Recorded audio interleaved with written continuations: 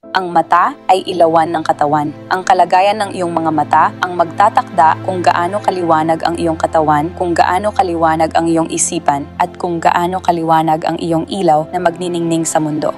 Ang kalusugan ng iyong mga mata ang tumutukoy sa kapayapaan at kagalakan na iyong mararanasan. Kung gaano ka pupunuin ni Jesus, kung gaano ang dami ng kapangyarihan ng Diyos na maaaring ibuhos sa iyo at sa iba sa pamamagitan mo.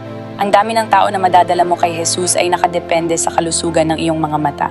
Ang paraan upang maging malusog ang iyong mga mata ay tiyaking ang mga bagay na pumapasok dito ay mula sa Diyos, dalisay at puno ng liwanag. Madalas ay hindi mo agad makikita ang mga epekto nito sapagkat ito ay usaping espiritual.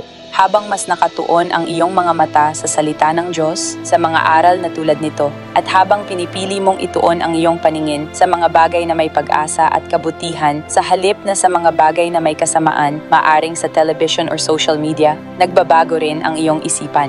Sa halip na maging negatibo, nagsisimula kang mag-isip ng mga bagay ukol sa Diyos, sa kanyang mga salita, at sa mga bagay na maka-Diyos. Kapag tumingin ka sa paligid at nakita mo ang kalikasan, masasabi mong ang Diyos ay mabuti at kahanga-hanga at ikaw ay magninilay sa mga bagay na mabuti at espiritual. Ang mga bagay na iyong tinitingnan at pinakikinggan ay nakaaapekto sa kalusugan ng iyong mga mata at tainga na siyang nagdudulot ng liwanag sa iyong buong pagkatao. Madalas ay hindi mo agad mapapansin ang epekto nito, kaya't maraming tao ang hindi namamalayan ang katotohanang espiritual na ito. Unti-unti itong nangyayari. Kapag patuloy mong pinagmamasdan ang mga negatibong bagay, maaring sa simula ay hindi mo maramdaman ang pagbabago. Ngunit sa paglipas ng panahon, mararamdaman mo na ikaw ay nababago, nagiging malungkot o balisa, at ni hindi mo mapagtanto kung paano ito nagsimula. Ganito mismo ito nagsisimula. Hindi mo iningatan ang iyong mga mata sa pamamagitan ng maingat na pagpili sa iyong pinapanood at pinakikinggan. Kapag naunawaan mo ang katotohanang espiritual na ito, magiging seryoso ka sa pagbabantay sa iyong mga tinitingnan. Maraming tao ang nanonood ng mga nakakatakot na pelikula para maaliw, ngunit hindi nila namamalayan na may mga negatibong impluwensya na pumapasok sa kanilang buhay dahil dito.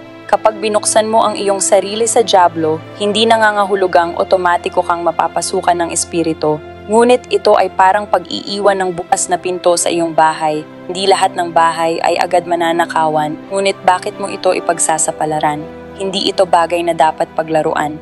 Sa tuwing ilalagay mo ang iyong mga mata sa mga bagay na madilim, may negatibong epekto ito sa iyo. Ginagawang hindi malusog ang iyong mga mata at sa halip na liwanag, kadiliman ang pumapasok sa iyong kalooban. Kaya't ang mga nakakatakot na pelikula at anumang larawan ng takot, kamatayan o kababalaghan ay hindi dapat paglaruan kailanman para itong pagsang-ayon sa mga gawa ng dyablo.